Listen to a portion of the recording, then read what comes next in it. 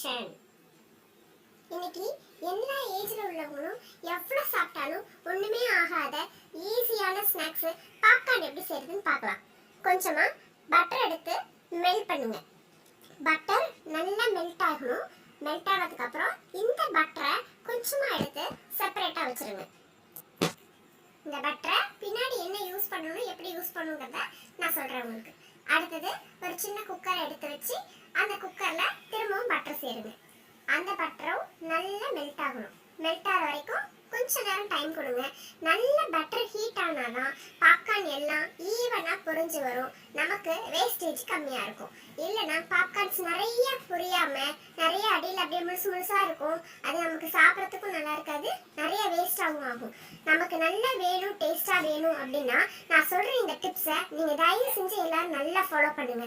High ஃப்ளேம்ல வச்சீங்கன்னா கொஞ்ச நேரத்துல இந்த பாப்கார்ன்ஸ் இந்த மாதிரி பொரிய ஆரம்பிச்சிடும். அதுக்கப்புறம் அதே ஹை ஃப்ளேம்ல அப்படியே மெயின்டைன் பண்ணுங்க.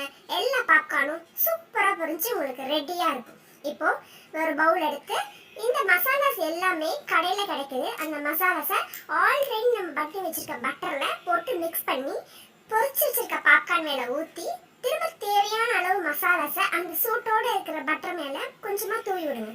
தூவிட்டு நல்லா டாஸ் பண்ணீங்கன்னா ஃபிலிம் தியேட்டர்ல கிடைக்கிற மாதிரியான பாப்கார்ன் நம்ம வீட்லயே ரெடி.